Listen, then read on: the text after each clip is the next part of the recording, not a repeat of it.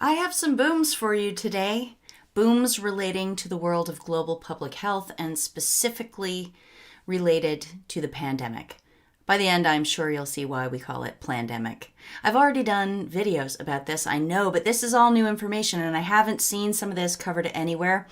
The information is going to include new background on Event 201, on Anthony Fauci. We're going to talk more about Bill Gates and some of the characters we've already discussed. But what is being revealed, not just by myself, but tons of excellent research out there. But what is being revealed, in my opinion, is that the world of global public health in general, is run like a mafia. It's like there's a Don somewhere and he's got all these families that go by NGO names, that go by world body names. These are like mafia families.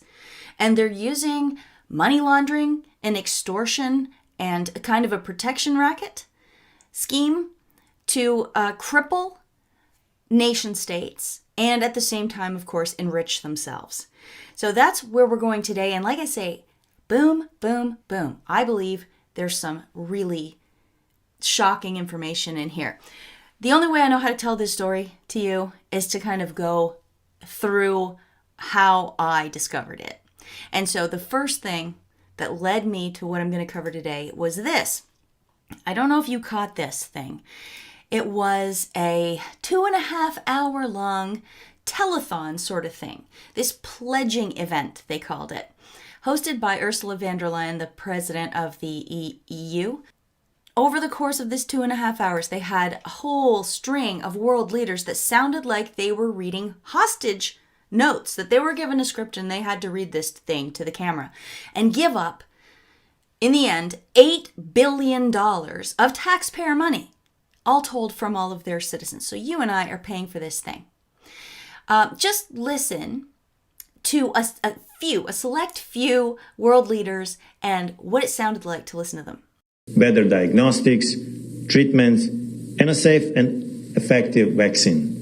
COVID-19 diagnostics, therapeutics, and vaccines. Largement du développement et du déploiement rapide de diagnostics, vaccins et traitements efficaces. Universal access to vaccination, treatment, and diagnostics. Equitable access to new COVID diagnostics, therapeutics, and vaccine. We must all work together on improving diagnostics, accelerating therapies, and ultimately developing a vaccine. We need to make vaccines, treatment, and diagnostics accessible to everyone. Vaccines, treatments, and diagnosis will be the most effective way to do it. We need new diagnostics, vaccines, treatments, and an equal distribution to all. On equitable access to diagnostics, treatments, and vaccines. And affordability of the vaccines, therapeutics, and diagnostics. In order to develop adequate treatments and vaccine. I don't know about you, but that was embarrassing for me to hear them back to back saying basically the same thing that they were obviously told to say by somebody. The question is, who is that somebody? Where is this money that's being pledged going? Well, I do have an answer for you for that. I'll get to that a little later. But the interesting thing about this pledging event was that in addition to the world leaders, Ursula von der Leyen also had on testimonials from the people who are going to be benefiting from this. And here's Ursula von der Leyen, just really quickly, introducing each one of them so you get to familiarize yourselves with the names of the organizations. For the World Health Organization, Director General Dr. Tedros. And now we move on to the World Bank, the World Economic Forum. For the International Federation of Pharmaceutical Manufacturers, the Bill and Melinda Gates Foundation. For Gavi, the Vaccines Alliance. For the Coalition for Epidemic Preparedness Innovations, CEPI. Without you, Victor, my friend, all this would not have happened. I'm Victor Dzau, President of the U.S. National Academy of Medicine and a board member of GPMB, the Global Preparedness Monitoring Board. The one that set me off on this journey today was the very last one there. Victor Dzau. Victor Dzau, who they said was president of the National Academy of Medicine and a board member of the Global Preparedness Monitoring Board. And I thought to myself, I've never heard of the monitoring board, but why would she say, "Without you, Victor, my friend, all this would not have happened"? So I thought it's worth a look into Victor Dzau's background. So that's what we're going to start with. Victor Dzau, first of all, he was born in China, and I'm sorry, but in today's day and age, when we understand subversion and we understand how China has slowly compromised the United States, it's significant, in my opinion, that Victor Dzau was born in China and that his father owned a chemical manufacturing company. Well, chemical manufacturing, that is big pharma. Most people, I guess, well, I don't know. I used to think of chemical manufacturing as chemicals. I didn't put it together that it was drugs and poisons and insecticides and things like that. But that's what it is. So that's Victor Dzau's family. He's also married to a very progressive, I think, Jewish woman, which I'm only mentioning because he's won awards from the Jewish community, so he's very well supported there as well. But listen to just some of the things Victor Dzau does and did. President of the U.S. National Academy of Medicine, serves as vice chair of the U.S. National Research Council. He's Chancellor Emeritus and James B. Duke Professor of Medicine at Duke. He was also Chairman of Medicine at Harvard, as well as Chairman of Medicine at Stanford U. And he served on the Board of Health Governors of the World Economic Forum and chaired its global agenda. He was also on the advisory committee to the NIH director. And that's significant because Anthony Fauci at the NIAID is in the National Institute of Health as well. And there's so much more that isn't listed in that 2018 biography that I just showed you. So one of the things they talked about was that he is chairman of NAM, the National Academy of Medicine. Just get a load of this logo, by the way. I know medicine is associated with a snake, but it's usually on the caduceus. To remove it from that is a little odd. And to have it arranged so that there are 3 6s showing in the logo, also, it raises a red flag for me. How can it not? I don't know if you can see the 3 6s, and it's hard for me to point them out. The one is right in the middle. You can see that one. Then there's like a big one that is the whole outside, like that. There's the one that comes from the neck of the snake and up and back around this way. Victor appeared at a nurses' conference, and instead of me reading this to you, why don't I let you watch the clip? So as of July 1, 2014, we reconstituted the National Academies so that the IOM is now a National Academy itself, hence called the National Academy of Medicine. Although we call National Academy of Medicine, I don't want you to have this name fool you to think we only focus on medicine. We are about health. It's a much broader mission. And I want to make sure you get that message. There are many different reasons why we use this name for internal purposes, and etc.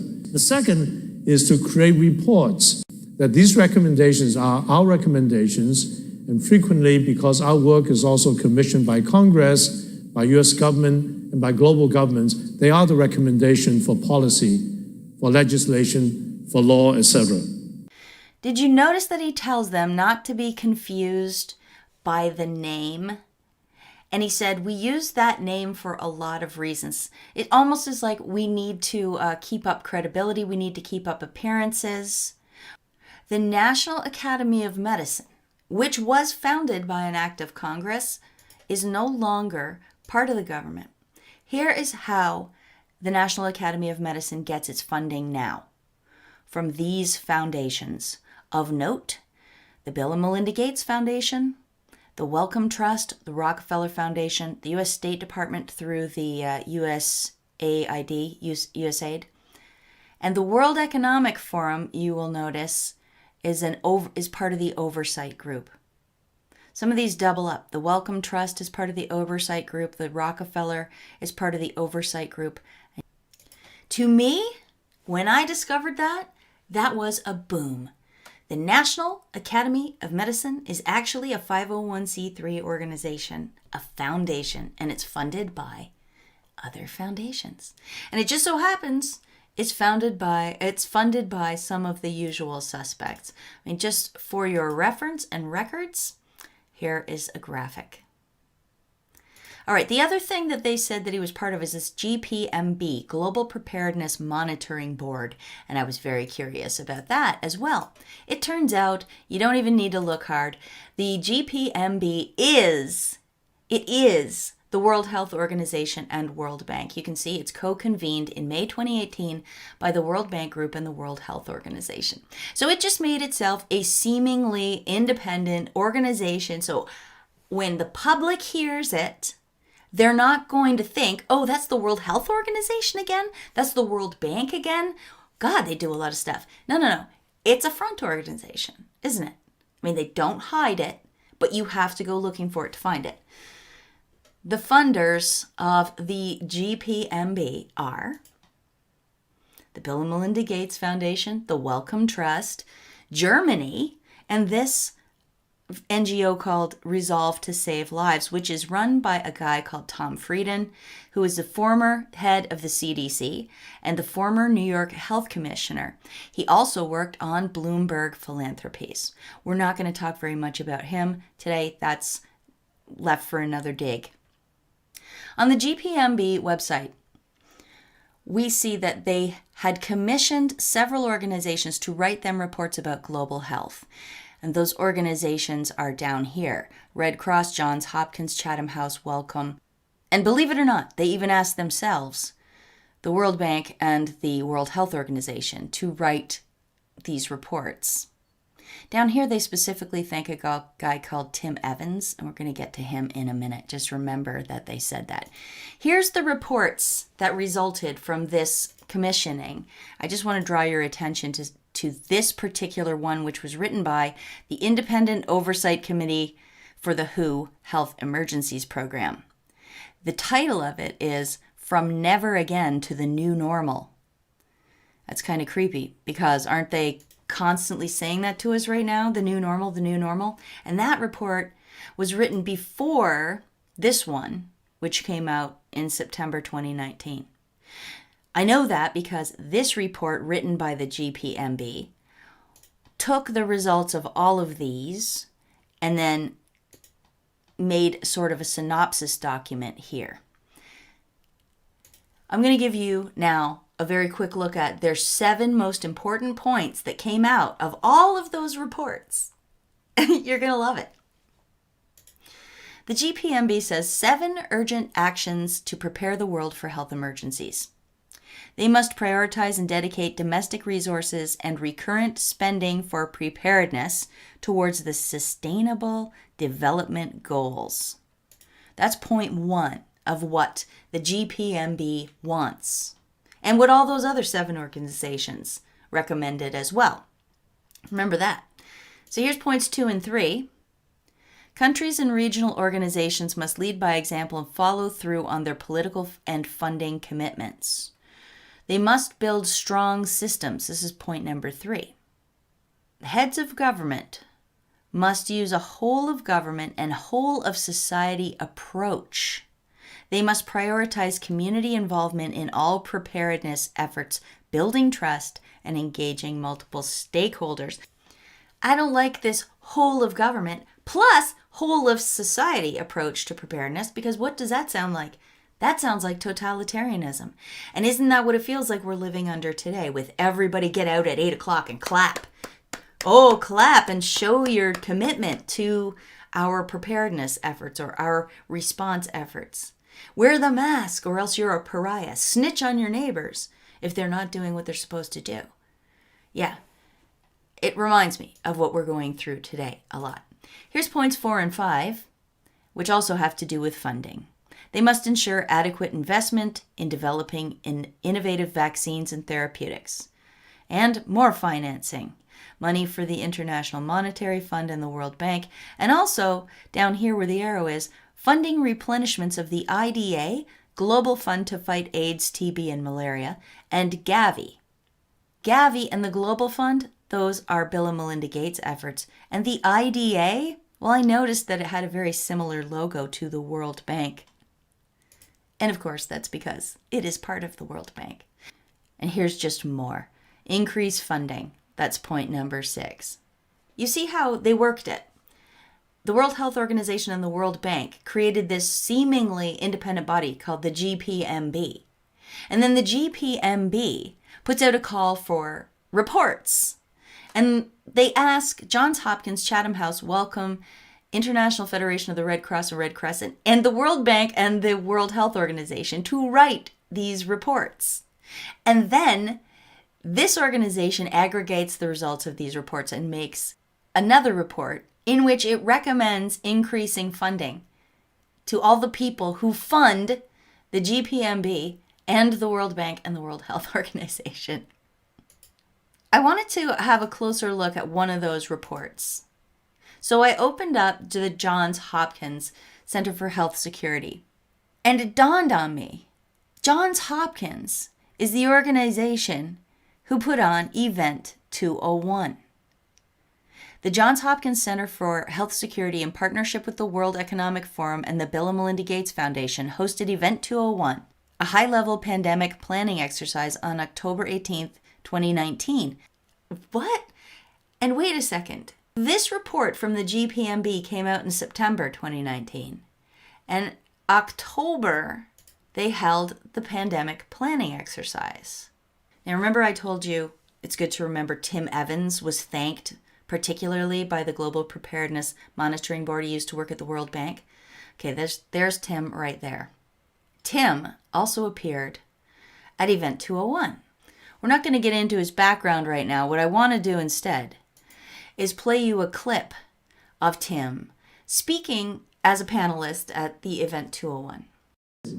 Everybody gets excited around a table like this in the moment, and then you move on, and it's back to business as usual. And it's this panicked and neglect problem that we have, which is very difficult to prospectively develop real preparedness. So I think there should be somewhere, maybe it's out of the GPMB, and a number of people here are the Global Preparedness Monitoring Board. The GPMB is the World Health Organization and World Bank. When the public hears it, they're not going to think, oh, that's the World Health Organization again? That's the World Bank again? It's a front organization. There should be a time-bound plan with very clear targets with respect to what would constitute a new level of global preparedness. And we should look at what's required to get that financed, but that it has some real accountability to agents that lie behind or are advocating for stronger global governance. What was his main point? We need to get that financed. To get that financed, he said. He laments the fact that they do these planning things, but because there's never pandemics, people don't tend to follow through on their funding. So they need something that's going to get this financed for once, he says, right? In October 2019, Tim Evans of the World Bank, that was his main concern. And you saw that Bill and Melinda Gates were sponsors of that project, Event 201, and all the reports that went into it. This writer on May 2nd wonders why Bill Gates is denying Event 201. Now, it's not like Bill Gates was asked about Event 201 and then said, no, I know nothing about this, it never happened. But what he did say was, on April 12th, 2020, Bill Gates said in an interview to the BBC, quote, "Now here we are. We didn't simulate this. We didn't practice. So both the health policies and economic policies, we find ourselves in uncharted territory." Which is not true. Because Event 201 was very extensive and it focused very much on economics, financing. But what it really, really focused on if you watched it, if you've seen my videos and others, you'll know, was controlling the message. It wanted to flood the zone with their own propaganda. A couple of strategies that are available to us, one of which is the flood strategy. And flooding good information. Flood the zone. Flood. A manifestation of flood. Flood good information. Flood the zone. And what have we seen? We've seen nonstop coronavirus messaging everywhere. They're also censoring anything that goes counter or exposes them. For example, my video on Event 201 that I did months ago, which got almost 400,000 views, ixnay. They're also trying really hard to censor Judy Mikovits's anything she does. They try to censor it because she's exposing Dr. Anthony Fauci for the fraud that he is. Now, why would Bill Gates want to deny Event 201? Well, maybe because if you look at it, you'll see that the guy from the Bill and Melinda Gates Foundation, there he is right there. You want to look at the Event 201 players? Christopher Elias, along with Timothy Evans and many others. Chris Elias, he is the face of the Bill and Melinda Gates Foundation.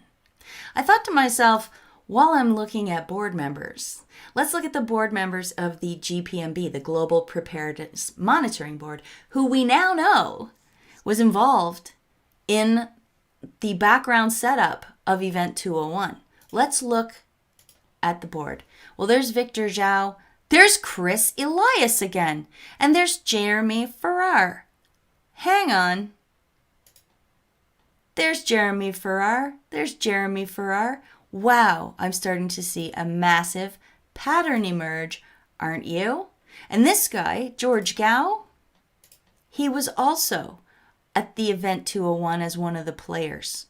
And he is from China's CDC, China's Center for Disease Control. But you notice, I blacked one of the people out. I redacted them. And that's because I want you to have been fully prepared for the boom. Are you ready?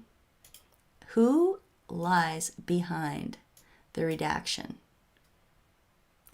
Anthony Fauci.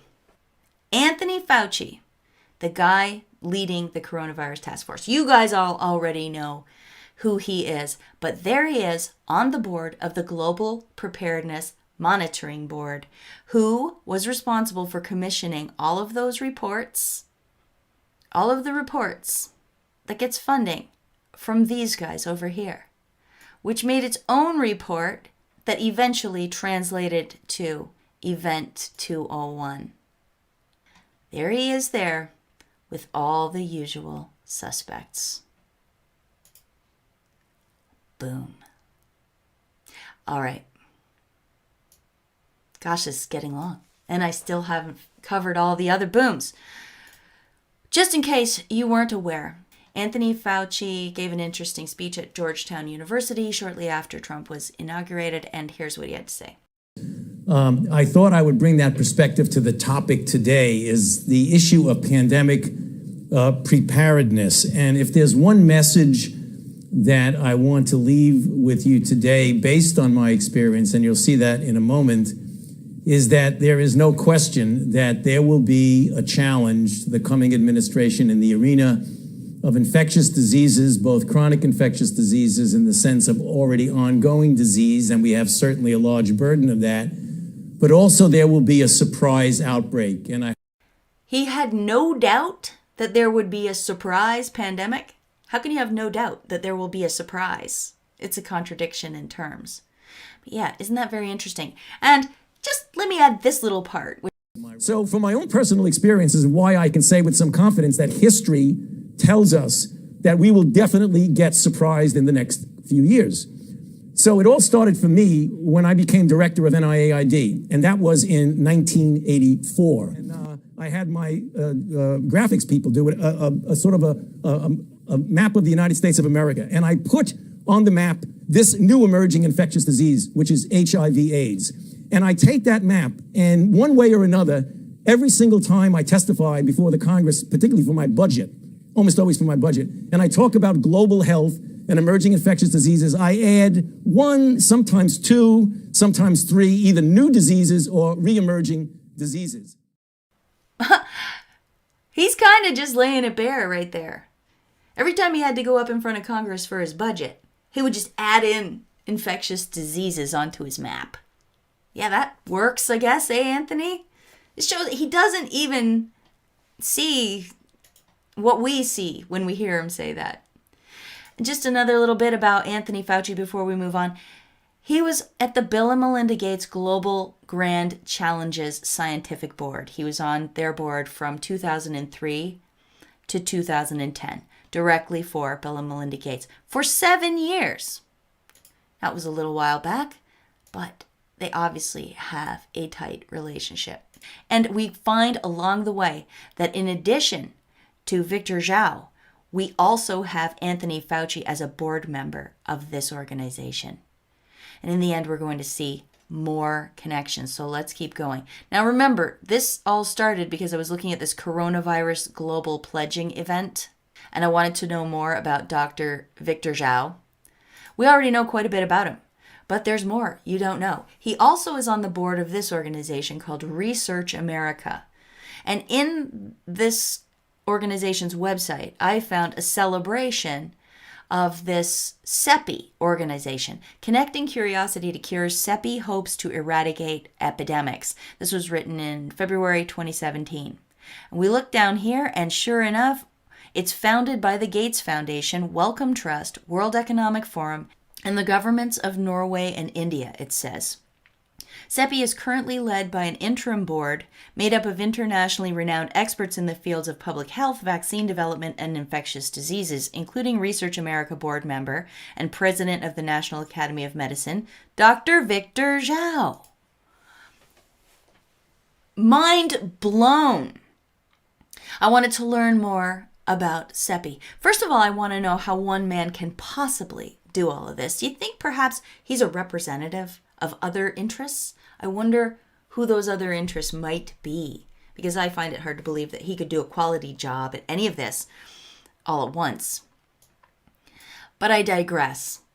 I wanted to see if indeed that was who really founded CEPI, so I looked a little further, and I found this clip from the World Economic Forum. I am delighted to welcome you to this conversation about the work of the Coalition for Epidemic Preparedness Innovation, which is, I have to say, one of the more extraordinary initiatives to come out of Davos recently. It was born out of a conversation a year ago. It's a concrete initiative between governments, foundations, and the private sector. Governments of Norway, Germany, Japan, and India.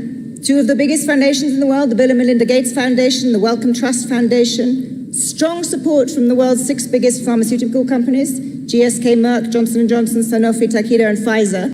Okay, so the article in Research America left a few people and organizations out. Namely, they didn't at all mention a couple of the other countries involved, and they didn't mention that it was co-founded by a handful of the world's largest pharmaceutical companies, did they? To me, this is a huge boom, as big as Anthony Fauci. It's very significant because all that money is going to those guys, and those are pharma companies. In this article from May 5th, so the day after the pledging event, it says world leaders, international organizations, and companies have pledged 7.4 billion euros to develop new tools to detect, treat, and prevent the novel coronavirus. Leaders said that each euro or dollar will be channeled through global health organizations such as CEPI, Gavi, the Vaccines Alliance, and the Global Fund and Unitaid. When they were doing this telethon, I thought to myself, well, who is collecting this? The EU? Is the EU collecting it? And then they're going to give it out to who and how and when and where? No, it turns out that those organizations are the ones that's going to collect the money, and then they're going to give it out. Oh, right. Are they? So, when Melinda Gates appeared in her condescending, surreal testimonial on that coronavirus pledging event and said this. By combining the world's expertise and brain power and resources, we can attack this disease in the way it's attacking us globally. And by working together, we can beat it much faster than if we were working alone. Our foundation is proud to partner with you, and I'm pleased to announce today that we will pledge $100 million towards this effort. You can see how it isn't generosity at all. She is literally giving that $100 million back to herself. And it's probably the same with all of these organizations. They have ways of translating that money into business gains for them outside of their foundations. Bill and Melinda Gates, as James Corbett just explained on his excellent video, which I will link to in the description box. He just explained that the Bill and Melinda Gates Foundation exists, but Bill and Melinda Gates also have something called the Bill and Melinda Gates Foundation Trust, which is where they can profit. And these things work together. They push for vaccines, and in the meantime, they're investing in vaccine companies with their trust. And all of these guys are doing the same thing. Okay. They set all of this up. They set this up as the repository for where they were going to demand we send the money to, right? The World Economic Forum Mafia, basically. The Davos set. That's them again. And then they make this whole sham, pretending there's a whole bunch of different organizations involved, but really it's all just them again, to write reports, which then produces a pandemic planning event where all they really focus on is controlling the message and getting finance. Get this financed. To get that financed. Then what happens? Boom! A real coronavirus pandemic happens. Really? Incredible. It's basically like protection money racket. When the mafia comes swinging into town and they go into the new, they go into the pizza parlor and they say, there's a problem around here with your windows getting smashed out. We can help you with that. We can make sure your windows don't get smashed out. And the person says, the pizza parlor owner says, there's no problem. I've never seen anybody's windows get smashed out. And that night after he locks up, sure enough, his windows get smashed out. And now he wishes he had have paid the protection money, right? So this allows them to now say, well, country leaders, we tried to warn you. We tried to get you to pay up before, but now look what's happened. Now everybody's dying in all the hospitals. Now our economies are going in the toilet. Please give us the money now, or it's just going to get worse. And aren't they saying that? It's just going to get worse. This is the new normal. Funny enough, the title of one of the reports that the Global Preparedness Monitoring Board commissioned. Isn't that a coincidence? And sure enough, our leaders are turning tail and ponying up the dough. All right, I have one more little element of this video to share with you relating back to who is Victor Dzau. Do you remember this? I did this video a while back, a couple weeks ago. Beware the contact tracers. And in this video, it showed Clintons, Bill Clinton and Chelsea Clinton, interviewing various people and they were talking about how anyone that tests positive with COVID-19 is going to be called up by an army of contact tracers who are going to quiz them on who they'd talked to and where they'd been. And then they were going to call those people and warn them, you might have been exposed to COVID-19, right? Remember that whole racket? And now we're hearing more and more about it on the news, by the way. Some states are going full throttle with this thing. All right, so this woman that Chelsea Clinton was talking to, her name is Ophelia Dahl, and her organization is called Partners in Health. They were one of the ones that was already hiring contact tracers. They'd already hired 1,000 of them, and they wanted more. Well, it turns out Victor Dzau has a connection back to this. Here he is appearing at McGill University, his alma mater, with his wife, giving a speech because they're opening a new institute there. It's called the School of Population and Global Health. They're starting to really show their eugenics at this point when they're going to put population right in the title, if you ask me. The guest, along with the Dzaus, was a guy called Paul Farmer. And Paul Farmer, as I discussed in my contact tracer video here, is another partner in Partners in Health. He works directly at the same level as Ophelia Dahl, and those two have known each other for years, and so have the Dzau's. Listen to this short clip. And one thing I would like to say that we've known Paul Farmer for quite some time.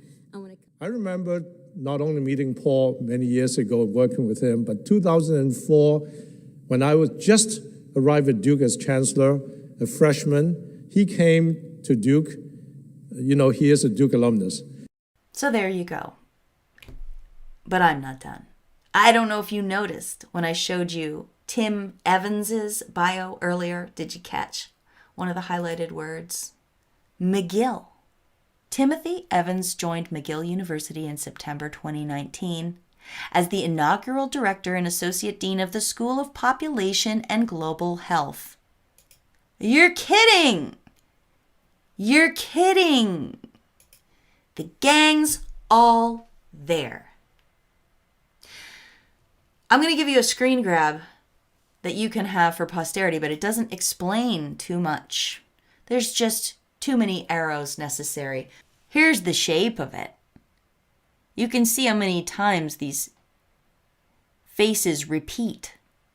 The list of who benefits is the same list as the people setting policy and the people pressuring governments to pledge our taxpayer money for their plandemic. Oh yeah, that reminds me. Another little interesting bit from this report commissioned by the Global Preparedness Monitoring Board. It says that their progress indicators by September 2020 would include the United Nations, including the World Health Organization, conducting at least 2 system-wide training and simulation exercises, including one covering the deliberate release of a lethal respiratory pathogen. Boom? Is this all fake? Is this a system-wide training and simulation exercise by the WHO and the United Nations? Is that what this is? And if it is, are we in for another one? Because they said they want at least 2.